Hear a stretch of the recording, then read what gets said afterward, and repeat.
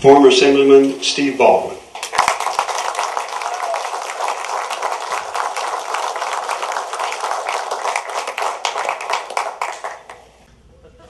A lot of people have a misunderstanding of impeachment. And while it's a little late in his term to impeach him, because we're going to throw him out of office in a few weeks, frankly.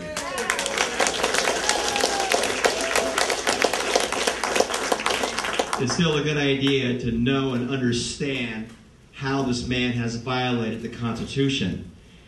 And when you do research, as I have done, about the impeachment clause of the Constitution, our founding fathers were worried that some president would come to power and the people would not be able to wait for the next election because the damage he was doing was so severe.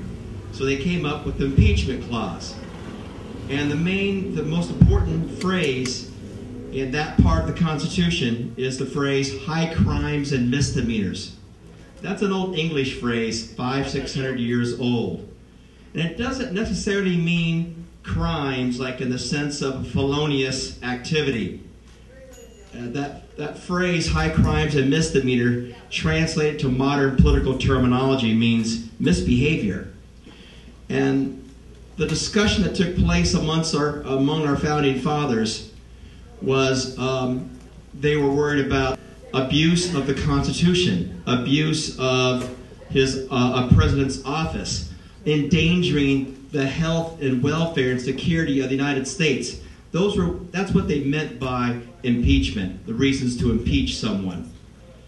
Unfortunately, our Congress has given the impression over the last couple decades that a crime must be committed. And because under Nixon, there was an effort to impeach him for breaking and entering, which was a crime. Of course, he resigned before that impeachment took place. And then Bill Clinton was impeached by one house because of lying under oath, another crime, another felony. But that's really, and those are certainly items in which someone can be impeached for. But it was broader than that. Our founding fathers wanted to have the ability to get rid of a president who was doing damage to the United States. And so I made a list of items and policies and actions by this president that I believe that if our founding fathers were alive today, they would probably impeach him over. I broke it down into kind of issue groups. So let me start going through some of these issues right now. Immigration. We all know that immigration is a key role in terms of its presence in the Constitution. We all know that one of the main functions of the federal government is to protect our borders. And yet this administration has refused to enforce our border laws. In fact, it halted all construction of the border fence as soon as Obama took office. And he has even sued Arizona for simply enforcing existing federal immigration law. It's worse than that. Obama solicited 7 other nations to join him in his lawsuit, including Mexico. Then he convinced the Mexican president to come to Congress and condemn Arizona from the well of Congress. He asked a foreign leader to come to our Congress and condemn one of our states. Unprecedented. And it gets worse than that. The Obama administration then requested that the United Nations open up an investigation of Arizona. The United Nations Human Rights Tribunal is what they call themselves. And if you know who sits on that, a bunch of third-rate countries like Cameroon, who wouldn't know a human right if it slapped them in the face. And they're being asked to judge the United States based on our alleged human rights violations. That's how they portrayed Arizona's enforcement of existing federal law. They said it was an international human rights violation. In countries like Cameroon, who don't have a freedom of speech, freedom of press, they don't have any freedom. They're going to judge us at the request of this administration. Friends, on that that point alone, our founding fathers would have dragged Obama out of the White House, tarred and feathered him, and sent him on his way.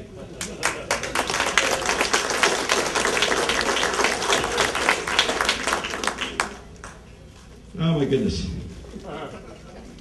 And Obama's refused to crack down on sanctuary cities. These are cities that are openly violating federal immigration laws by offering benefits to illegal aliens. He has had his Justice Department go after states that pass voter ID laws that simply require a person to prove that they are a citizen before they're allowed to vote. He has appointed open borders advocates to carry out immigration policies, such as Cecilia Munez of the National Council of La Raza. His other big appointment was Hilda Solis, who I served with for a while in Sacramento, who's an open borders wacko, who was appointed to be head of his Department of Labor. And she has sent out a letter to illegal aliens all over the country offering them her services to find jobs. Lastly, he's illegally and unconstitutionally granted amnesty to 2 million illegal aliens without any congressional approval whatsoever. Fiscal policy. There are some fiscal policies that I believe our founding fathers would have impeached him over, because some of his fiscal policies are so damaging to our economic security and to our own well-being that I think it possibly could have risen to the level of impeachment under the thinking of our founding fathers. Now, some of these issues, I'm going to read through them real quick, because some of you probably already heard of some of these talking points about Obama's economy, but some of these points you may not have heard. So let me read real quickly through these policies, which I believe Obama has purposely instituted to create chaos as a way to justify more power, as a pretext to grab more federal power. All right, here's the highlights of Obama's economic policy. The debt-to-GDP ratio is now at 75%, which is comparable to European countries on the verge of economic collapse. Our debt-to-gross domestic product ratio is 107%, higher than any European countries, now experiencing riots and chaos. Our debt per capita is now higher than Greece, Portugal, Italy, and Spain, all countries on the verge of collapse. The real debt burden per family is around $1 million. Obama has created $6.2 trillion in debt in 4 years, which is more debt than all American presidents combined have incurred. Debt has gone from less than $1 trillion under Ronald Reagan to almost $16 trillion under Obama in 4 years. Obama has increased the debt by 50%. If Obama is reelected, the budget will increase the debt by $4.4 trillion over the next 4 years and will hit $20.3 trillion by the end of his second term. Our spending as a percentage of GDP is at 25%. The norm is around 20%. This is the highest in American history except for the World War II years. Sometime in the next decade, federal spending on the 3 major entitlement programs, Medicare, Medicaid, and Social Security, will exceed total federal tax revenues. The true deficit, counting all of our actual fiscal obligation, is now $222 trillion, a figure 10 times larger than official debt, which does not count many obligations like Medicare.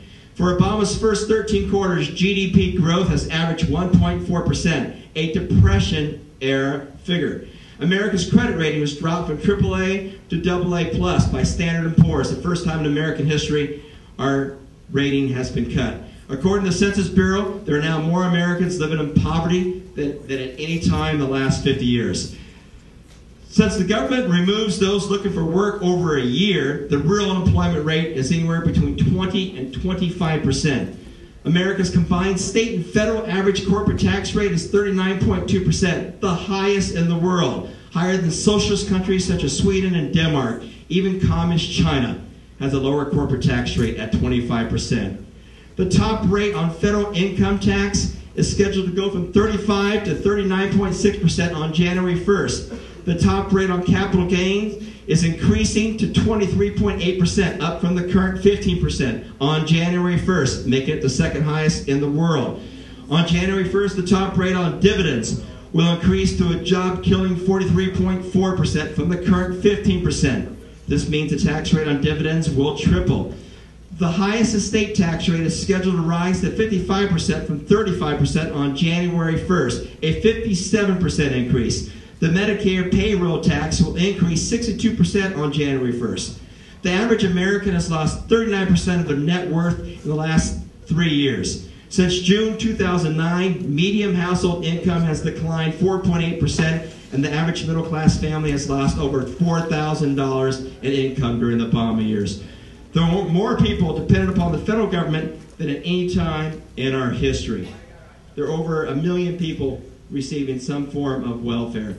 Obama's stimulus program was a complete fraud from start to finish. In fact, if I can slow down to discuss the stimulus program, I was asked to do some research in that program by WorldNet Daily to research all the alleged jobs created. Not only did I find widespread cronyism, where many of the stimulus programs were basically giveaways to his big donors, but there was out-and-out fraud. Most of these jobs created weren't being created at all. In fact, if you went to the White House website, there was actually a website created to highlight the alleged accomplishments of the stimulus program. They were breaking all the jobs they supposedly created. They were breaking it down by state. Now, I looked at California, and they were bragging about, they had it broken down further by congressional district. And they're bragging about jobs they created in 72 congressional districts in California. Does anyone know how many congressional districts we have here? 52, that last year. I think it's 50, yeah, I think it's 53, 52? 52 last year, 52, all right. Then I looked at other states, same thing. In every one of the 50 states, they had listed more congressional districts than what really existed. So it wasn't just an accidental fluke in one state. In every state, they were listing fictional congressional districts. And I added up all the jobs created in these districts that do not exist. It was like 500,000 jobs. I contacted the White House and said, can you explain these congressional districts that don't exist? They refused to respond to me. I notified the media about this. No one cared to do a story on it. They didn't want to look Obama look bad so early on in his administration. But it's off of the website now. But they claimed hundreds of thousands of jobs in districts that did not exist. Now, my question is, where'd that money go? All the money that went to these phantom congressional districts, where did that money really go? No one seems to know. Probably the cronies. That's what he's buying his house with. Yes. Yes. All right, moving on to the next subject, health care. Obama has subverted the Commerce Clause of the U.S. Constitution by taking over entire industries. Exhibit number 1, of course, being Obamacare. The Commerce Clause, folks, is written by our founding fathers to make sure that states did not put up barriers to one another. They wanted a free flow of goods and products and services between the 50 states. That's all it was. Yet the liberals have interpreted the Commerce Clause to grant the federal government power to regulate all forms of economic activity, something our founding fathers never intended. And in fact, the Obama administration is using that as an excuse to take over entire industries. And Obamacare was just an outrageous perversion of the Constitution. And Judge Roberts, I'm sorry, he's a traitor to our country. This man gave an interview, and I think it was Harper's magazine, a year and a half ago, I believe it was Harper's, where he was talking about how now that he's Chief Justice of the Supreme Court, his job is to look out for the image of the Supreme Court in the minds of the American people. I'm sorry, but that's not his job. His job is to interpret the Constitution as our founding fathers wrote it, not worry about PR or what people might think about some decision. So this man made this decision on Obamacare as a PR move in order to protect the reputation of the Supreme Court. Well, as far as I'm concerned, I think our founding fathers would have impeached him if they were alive today. Obamacare, by the way, was designed by a socialist group called Healthcare for America Now. They designed it from start to finish, and their purpose was to lead to the eventual destruction of the private sector healthcare industry. And they actually anticipate Obamacare creating so much chaos in our healthcare market that the government's going to have to step in and take over all health care in America. Obamacare is just a step to total government control of the entire healthcare industry. That's their plan from day one. And Obama's role in implementing that plan is, I believe, impeachable. And of course, the takeover of other companies and industries, General Motors, banks, these takeovers violate the Constitution's takings and due process clauses, since such actions deprive shareholders, bondholders, and others of their property rights. But no one seemed to care. No one, I don't recall any objections in Congress to these takeovers, or if there were, they certainly weren't covered by the media. The union agenda. Obama has unconstitutionally favored some classes of people over other classes, in some states over other states. And this can be seen in how he favored unions over non-unions. He's advanced the union agenda at the expense of all other workers. For example, General Motors workers who belong to the union had their pensions bailed out. But if you worked for General Motors and you weren't in a union, you weren't bailed out. You got nothing. And he's used his National Labor Relations Board to bully companies such as Boeing to not open their factory in a right-to-work state. They have absolutely no right to intervene in the decision-making process where companies open up their factories.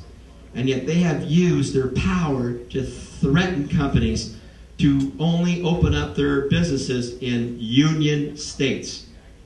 Again, this is clearly unconstitutional and illegal. Voter fraud and voter integrity. Democracy is based upon the integrity of our voting system, but Obama has jeopardized our right to vote by favoring non-citizens over citizens and some races over other races. He has conspired with Acorn to engage in massive voter fraud all over the country by targeting illegal aliens to register to vote. And he knows exactly what Acorn does. Acorn is now operating under different names today, but I can assure you they're active all over the country, especially in the key swing states, and they're out there registering illegal aliens once again. We know they're doing this. And Obama was a former Acorn trainer and former attorney for Acorn. He knows exactly what they're doing, and they're working hand in hand with the Obama campaign. According to two Justice Department whistleblowers, the Obama team ordered attorneys to not pursue voter intimidation cases in which blacks were the perpetrators. In other words, it was fine to intimidate whites, like the Black Panthers did last cycle in one polling place. Unbelievable, unequal application of federal law. And as I mentioned before, Obama's Department of Justice is suing states that passed voter ID laws because they wanted to make it easier for illegal aliens to vote. The most appalling thing is how we're treating our veterans. Congress passed something called the MOVE Act, which is a federal law that was enacted to make sure that our military men were given absentee ballot applications and were collected and got back, returned to the states those military men were from, so that we did not deprive our military men of the right to vote. Well, does anyone know what percentage of the military men have applied for absentee ballots this year? 8%. I've heard it's actually 4%. Maybe it's gone up the last week. Even if it's 8%, that's appalling. And apparently, a number of states have refused to enforce the MOVE Act. And the Obama Justice Department has refused to enforce the MOVE Act. They have the power to force the states to carry out this law to make sure all their military men receive absentee ballot requests, and they're obviously not doing it. And this is all part of, I believe, what the Obama campaign believes is the formula for winning. Register illegal aliens. Register every welfare recipient they can. Register felons. Little did we know, but over the last 4 years, source-funded groups lobbied states in 26 states, delivering the right to vote to felons who previously did not have the right to vote. And this is all part of the Obama campaign plan. So register illegal aliens, welfare recipients, and convicts, and suppress the military vote. That's their game plan. And if we lose here in a couple of weeks, I can guarantee you it's because that game plan was successful. That's his entire game plan. Foreign policy and defense. course, defending America is a constitutional principle, but this administration has done everything possible to undermine our security. Obama has launched an illegal war in Libya by refusing to obtain congressional approval of the War Powers Act.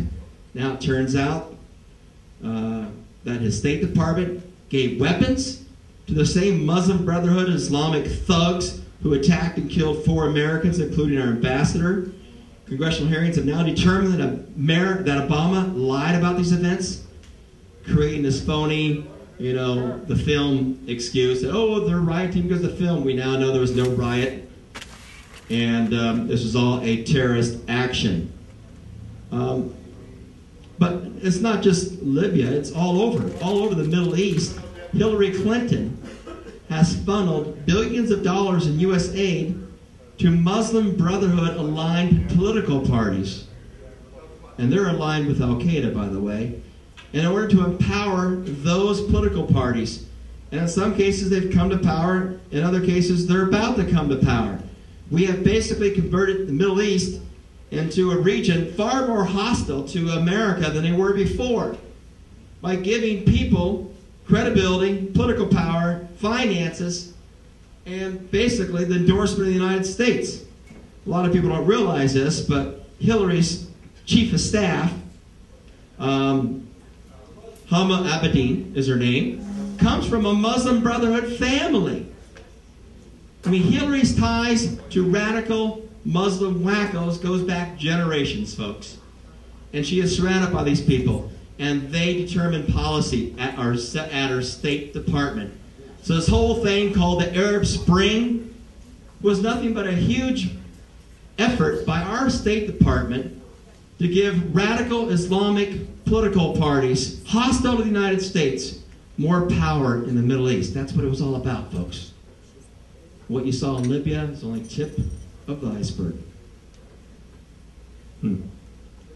Obama has destroyed our alliances with Britain, Israel, Germany, Poland, Czechoslovakia. We have no more allies, folks. All of our alliances that are important to our national security, they're pretty much gone. For example, President Bush had promised Poland a missile defense system. That we would share our missile defense technology with Poland because they were still fearful of Russia after generation of Russian domination.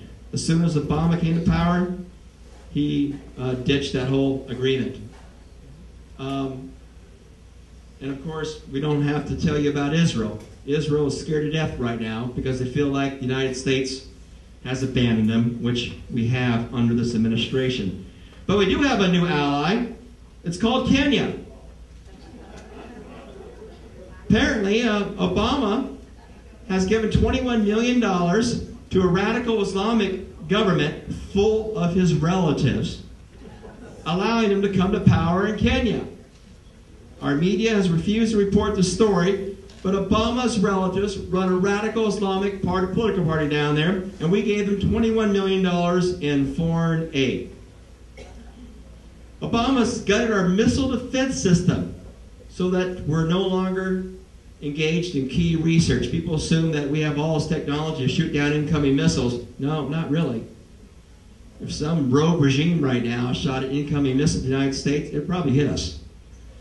And Reagan started under SDI, and research continued for 30 years with all kinds of very impressive breakthroughs in terms of technology and how to shoot down an incoming missile. Obama gutted it as soon as he took office, within days. We are completely open to an attack. Meanwhile, Obama authorized the selling of missile technology to Communist China. Oh, I feel real good about that. Obama has destroyed NASA's mission of space exploration by ordering them to instead reach out to Muslim countries. So NASA doesn't even involve itself with space exploration anymore. They are involved with outreach to Muslim countries. And of course, we all know that he told the Russian president in a moment he thought he was not being recorded that he would have more flexibility after the election. He's referring to missile defense systems in Europe. So what he was telling this Russian president is that after the election's over, assuming he wins, he would basically withdraw our shared missile technology systems with Europe, jeopardizing our European allies. War on terror. Obama has granted constitutional rights to terrorists. Terrorists who are now caught are given the full rights, the same rights that U.S. citizens are given. Indeed, he has filled his Justice Department with lawyers sympathetic to terrorists. There was a nickname given to these lawyers. They call themselves the Gwat Bar. And that's because after 9/11, Gwat Bar. After 9/11, when many terrorists were captured in the war on terror and held in Guantanamo, including some who were involved with the planning of 9/11, a whole clique of attorneys, radical attorneys, stepped forth and offered to defend them against the evil United States of America. If you saw how these attorneys defended them, it was very clear these attorneys were pro-Islamic terrorists and anti-American. Guess what? They all got jobs in the Justice Department. 9 of them. 9 members of the so-called Gwat Bar ended up in high positions in the Justice Department. That's who runs our Justice Department. Our Justice Department hates our country and is sympathetic to Islamic terrorists. Unbelievable. Obama is refusing to interrogate terrorists, so we are completely blind to future attacks. People don't realize, but the interrogations that were undertaken by President Bush obtained all kinds of intelligence. It prevented a half dozen other attacks, some which most Americans are unaware of, some which you are aware of. Some of these attacks that were being planned were as dramatic as 9/11. And we were able to break up terrorist rings all over this country because of information obtained by interrogations. We don't interrogate anyone anymore. We even had very benign interrogation techniques, like we play rock and roll music for 48 hours so they'd be drowsy and more likely to talk because they're just their senses are gone. Things like that have been stopped by the Obama administration. They won't even play rock music anymore. Oh, that's horrible. They won't do anything.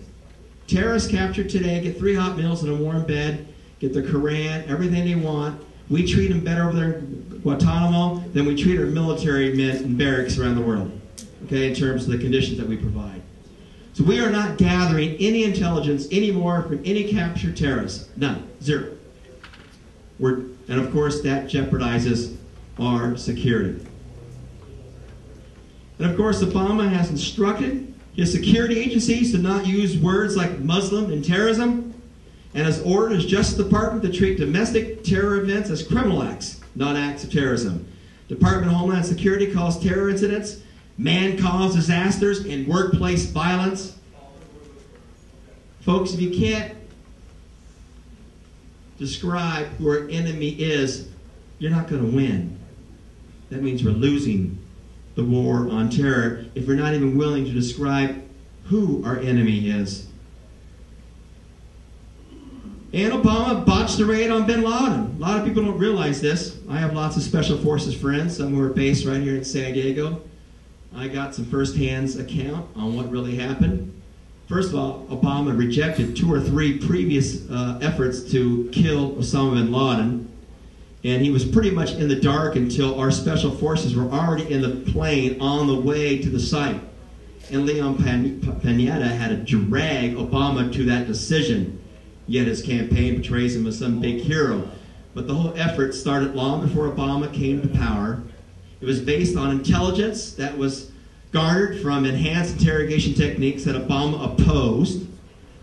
But the most important thing is that Obama is so vain and so anxious to boast about the capture of Osama bin Laden to boost his re-election that he jeopardized the opportunity to act on captured hard drives. Those special forces guys that raided that compound captured hard drives that listed Al-Qaeda safe houses all over the world, including here in America. and they were not able to act on it because our big mouth president, within hours, announced to the world that he captured Osama bin Laden. All those safe houses disappeared within minutes, you guys. Files were destroyed. Everything disappeared. There was no one visiting that compound. You could have kept the raid secret. People, locals who saw the helicopter land, they didn't even know who was there. They didn't know whose helicopters. The courier that came there once a week. You could have raided that compound, hauled all those people out of there, and pretty much kept it a secret for 3 or 4 days before Al-Qaeda would have figured out that we had the captured hard drives that listed all this intelligence on Al-Qaeda hideouts. But no, Obama wanted to boast. And as a result, we blew an opportunity to clean up terrorist hideouts all over the world. I hope Romney is briefed on this by Special Forces guys. I hope Romney rips his head off on this in the coming debate on Monday night on foreign policy issues. Obama has forced our military to follow a bizarre set of rules of engagement, which is making our men out like sitting ducks. We are not allowed to attack terrorists at nighttime. Our men are not allowed to enter a village that is suspected of harboring terrorists unless we get permission from the village elders first. What? By the time you go in there and get permission, you've already alerted the terrorists that we're coming. It's endangered the lives of our men. And of course, Obama has prosecuted our military men for some of the pettiest things. A SEAL member punched a terrorist in the face. This is after he lost 4 or 5 of his fellow SEAL members who were killed by this terrorist. He punched the guy in the face, right? They're prosecuting that SEAL member. They go after they're more concerned about the human rights of terrorists than the safety of our own military men.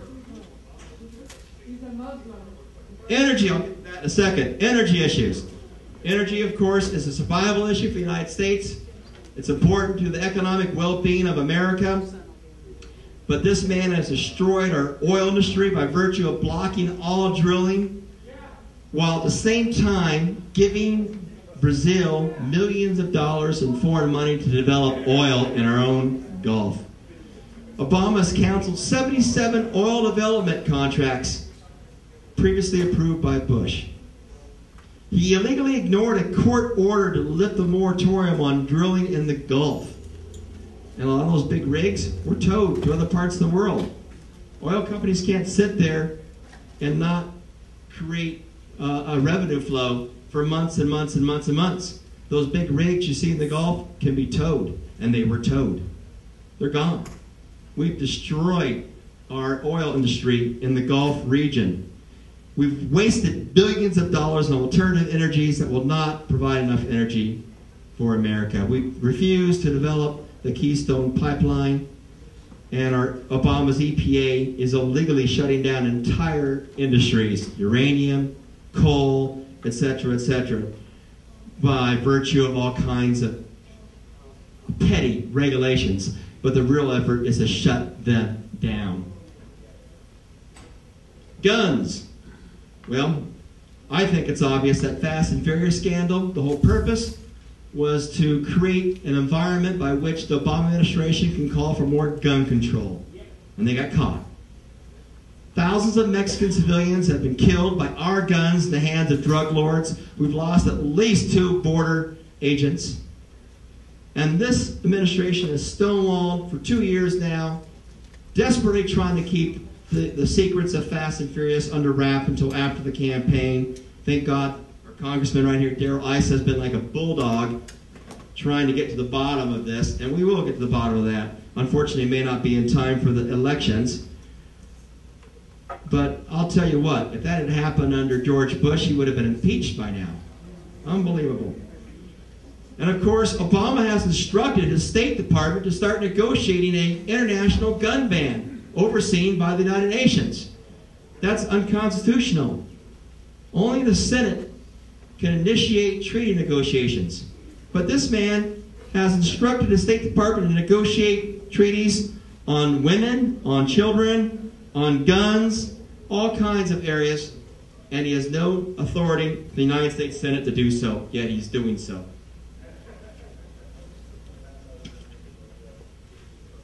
All right. Executive power. Our founding fathers were very wary about a president having too much power, which is why we have 3 branches of government supposedly to check on one another. But this president has grabbed more executive power than any president in history. He's granted authority to over 90 czars to actually create policy, even though none of them have been approved by the U.S. Senate. None were nominated or voted on by our Senate. This is an illegal and unconstitutional shift of power away from the elected branch to the executive branch, which is a violation of separation of powers. He has made recess appointments when Congress was not in recess. His agencies are passing legislation without the consent of Congress, like the EPA trying to list carbon dioxide as a pollutant. Carbon dioxide, that's everywhere. That's what we breathe. Once they have the authority to regulate carbon dioxide, they can regulate everything, every business, everything. And yet there's no legislation that has ever authorized the EPA to do that. And of course, instructing the State Department to negotiate international treaties without Senate authority. I mentioned that already. But this is all combined together, an unconstitutional increase of executive power that our founding fathers never intended. Freedom of speech, of course, is a very dear constitutional principle. Yet Obama's FCC is proposing legislation that would allow the FCC to take over that portion of the radio spectrum used by television, basically putting under government control all television. His FCC has also proposed sweeping new regulations and control of the internet. So far, these things have not been implemented, and hopefully will not be implemented, but if Obama were to be reelected, I can assure you they're going to proceed on both fronts. So that groups like you, when you say something they don't like, they're going to come after you. And lastly, Obama's background. This man has lied about who he is. If that's not impeachable, I don't know what is. We know a lot about him because a team of great researchers have spent the last couple of years trying to figure out who the hell this man is. We know that the birth certificate that he released to the White House, I myself have given that birth certificate website to a half dozen experts on computer graphics, people who create computer documents for a living, and they've taken that thing apart and said this is a forgery. It's not even a good forgery. It's a sloppy forgery. They can take it apart by layers and see how it was layered in. They took a blank form and put this on top of that. You can reverse engineer it very easily. So we have a man in the White House whose birth certificate is not real. His Social Security number is that of a man from Connecticut who died in 1891. And I've checked with all my private eye friends to double check on it. It's true. There's a way to check on Social Security. This man died in Hawaii.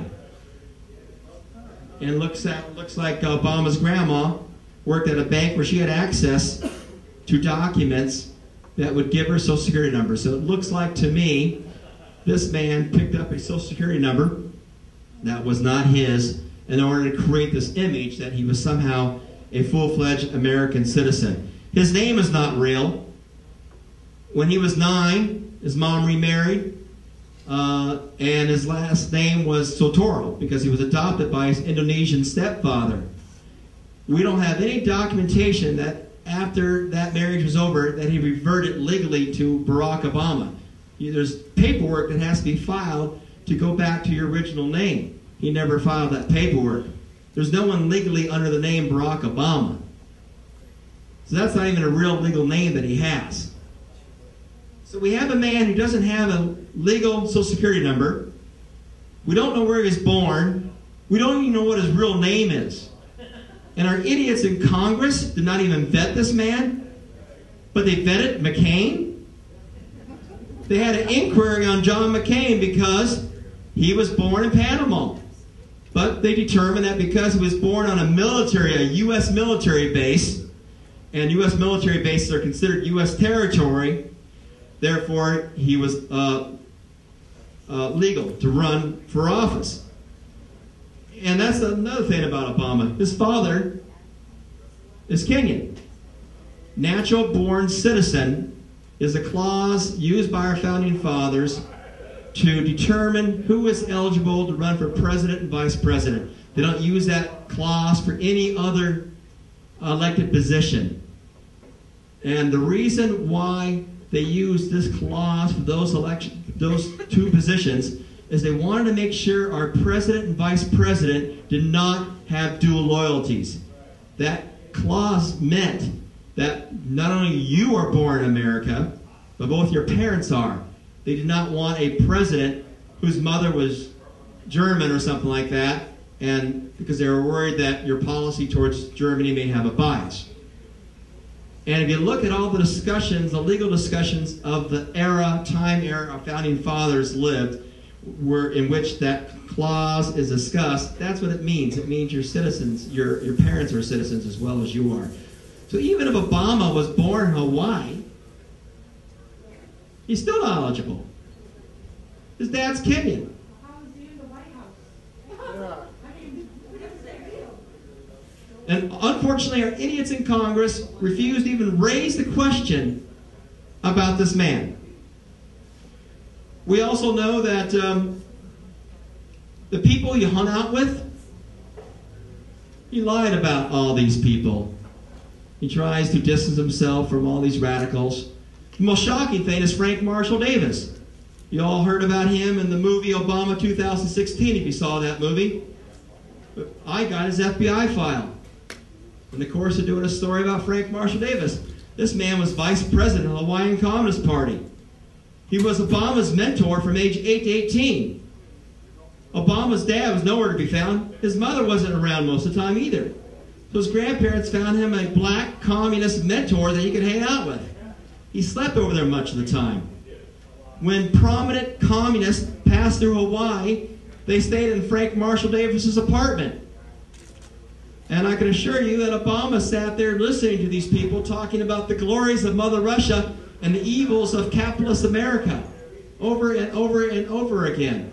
Frank Marshall Davis used to hike mountaintops in Hawaii and sketch military bases, like the positions of our ships and planes. The FBI caught wind of that. They were monitoring him. For most of Obama's boyhood, his mentor is being monitored by the FBI. They called Frank Marshall Davis in to Congress to testify before the House Un-American Activities Committee. He took the fifth. They could never really arrest him because it's not illegal to hike a mountain and draw a sketch. He didn't trespass on a military base. There was nothing illegal about what he was doing. But they knew that what he was doing was sketchy. They knew that he was turning this information over to the KGB. And he was. He was on the security watch list, which means if a war broke out with the Soviet Union, he was one of the handful of people automatically arrested by the FBI. If Obama had applied for a job at the White House just as a normal person, he would not have gotten the job because he would not have passed security clearance because of Frank Marshall Davis alone, let alone Bill Ayers and a host of other radicals and communists throughout his entire life. Even his grandfather. People don't realize this, but the FBI had a large file on his grandfather, his white grandfather. It was destroyed. We tried to get hold of the file. It was destroyed by the FBI about 5 years ago.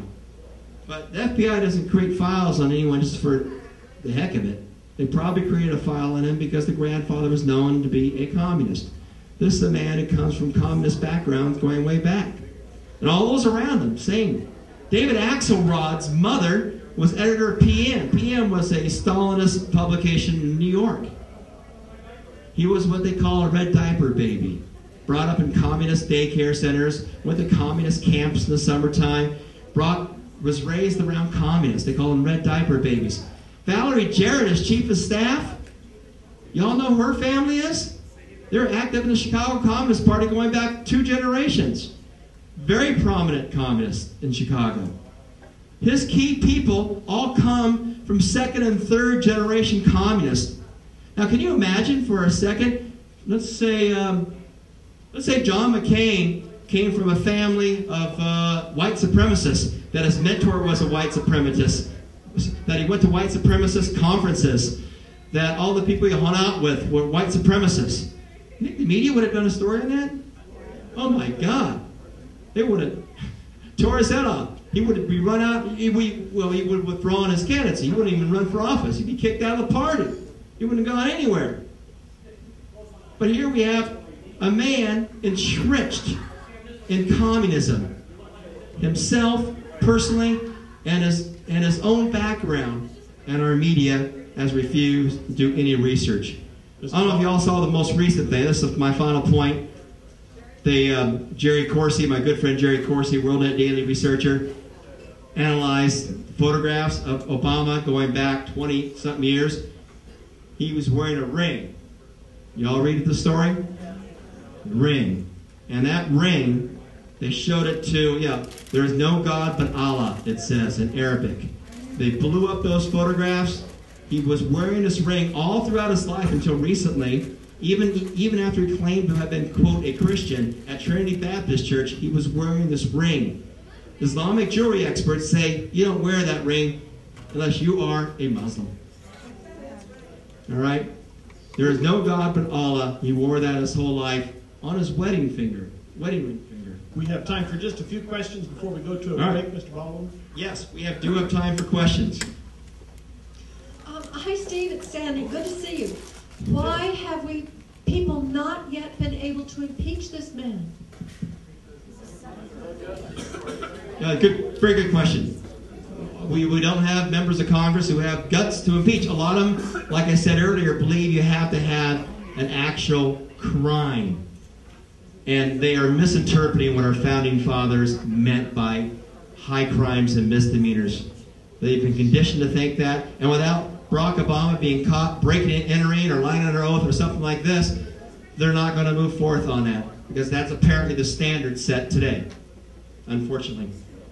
Yes? There's been talk about a October surprise that would come out of Chicago. Do you have any idea what that might be? Is that a surprise? On what side? Well, it'd be on Obama's side, since he's from Chicago, that they throw the election in his way. I have no idea what that would be. They have thrown all kinds of dirt at Romney, and Romney was not my first or second or even third choice. He's kind of a squishy Republican type, but I figure a squishy Republican's better than a communist, so we're going to get behind him. But I did actual opposition research on Romney for one of their candidates, and I dug up everything about Romney's background. And from what I could see, the Obama administration used everything already they have found on Romney. I dug up 8 file drawers full on Romney. And I know every investment, everything he's ever done, everything he's ever said. I can't imagine there's anything else that they haven't already used, so I can't see what else there may be that would be embarrassing to Romney, because they've already used it all. But they could make it up. They could make it up. Who knows? These people, I don't put anything past them. They could make up, and by the time you say, hey, that's a lie, the election's over, Just make up a lie. Hey, Romney was a member of some cult or member of some group that endorsed child molesters or whatever it was. They make it up, and by the time Romney gets around to say, no, that's not true, the election's over. Another one quick here.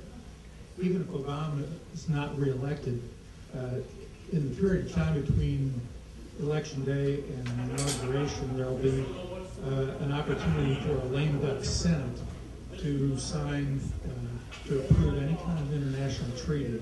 Yes. The UN treaties, the Law of the Sea Treaty, the Yes. Small Arms Treaty, Yes. Agenda 21. Hard to say. Yes. What's your comment? It scares the daylights out of me, because parliamentarian experts claim we can't reverse some of those votes. The lame duck session is when it's before our new senators, and if Romney's elected, is before they're actually sworn into office. And there's another session of Congress being held. And what happens is that the outgoing administration tends to pass all kinds of bad stuff. These votes on international treaties by the Senate, I have been told they cannot be reversed. And frankly, I'm not certain about that. Because I heard from another attorney that you can reverse anything. But to reverse things, it requires a higher threshold of level of voting that we may not have in the U.S. Senate to reverse. So I don't know what to tell you. It scares the daylights out of me because law of the sea diminishes our power to have our boats move, our ships move freely on the oceans, and of course the gun treaty and the Convention on Women and Children scares the daylights out of me. And if these things pass, now we can defund them. Congress still controls the power of the purse. So even if these international treaties were to pass and signed by Obama before he left office, and we're unable to repeal them, Congress still controls the purse, meaning we just defund them. So they're not implemented. They just, because we're the ones who fund all these stupid treaties. We're still giving a third of the budget to the United Nations. I could foresee us basically telling the United Nations we're going to defund you guys, or at least that portion that you're going to use for these treaties, we're going to fund you. And if we're not going to defund these treaties, we're not going to give you any money. There might be some leverage, because without our funding of the UN collapse. Which would be fine with me. That's what can happen. We can negotiate with the United Nations saying, if you don't not enforce these treaties, we're going to pull out of the UN altogether. That is the leverage we would have. Does Romney have the guts to do that? I hope to God he does. Yes. Steve, I want to thank you very much for coming here. And you're the first politician, ex-politician, former politician, that actually has enough guts to call this man what he is. But what scares me mainly is that our Congress, House of Representatives, and the Senate, there are enough people in those groups that have no guts at all. Absolutely none. And that scares the hell out of me. Because they know what you're saying. They know what you said is true. And they do nothing. Right. Every one of them. And I'm talking about Duncan, Hunter, all the way, everybody in our state, everywhere, have done absolutely nothing to protect the Constitution of the United States. And we here in Ramona love and admire and want to have the Constitution correct. And nobody's doing a damn thing about it. Thank you very much for bringing it out. Thank you, sir.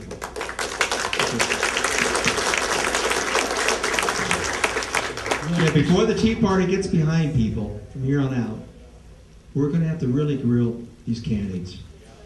We're going to have to really get them to talk to us about all these issues and what specifically are they going to do.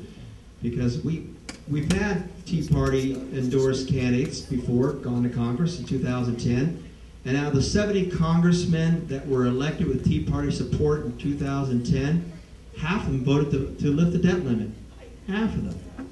One of the most important Tea Party issues we had, get the debt under control, half of them voted to lift the debt limit, basically authorizing the federal government to spend more. Half of them. Maybe the Tea Party movement needs to develop some kind of a pledge like the taxpayer groups have, a pledge not to raise taxes, a pledge not to raise the debt limit, or pledge not to continue spending at this degree or something like that. And tell candidates, okay, you want our support, then we want you to sign this pledge, that you will pledge the following 10 points or whatever. It's an idea, because we're just not getting the kind of people in office that we need to get at this point. Yeah, you might want to support what you have to say about the media is not saying anything about Obama's track record of his life or anything. And then you gave an example using the king.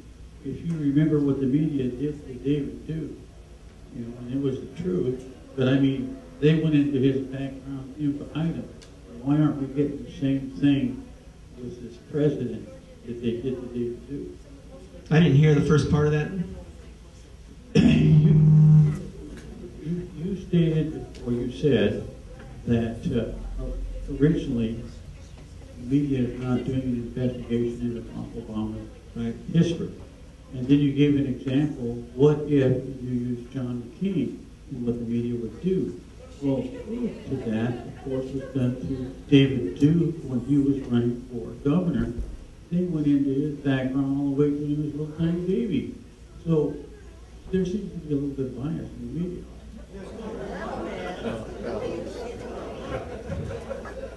Yeah.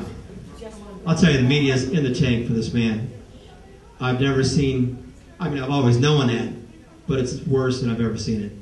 I've broken some big stories on Obama over the last 4 years and tried to feed them to the media. The media refused to even do anything. I was the one who first got a hold of Michelle's thesis from Princeton. And her thesis was supposed to be sealed. And I got someone to leak it to me. And it's racist. It's she talks about, yeah, she hates whites. She says how we have to maintain black culture and not let whites infect black culture because their white culture would do damage. I mean, if you said the reverse, lynch from the nearest tree. And it was an openly racist thesis. I got a hold of it and sent it all over the place. This is during the campaign 4 years ago. Not one media outlet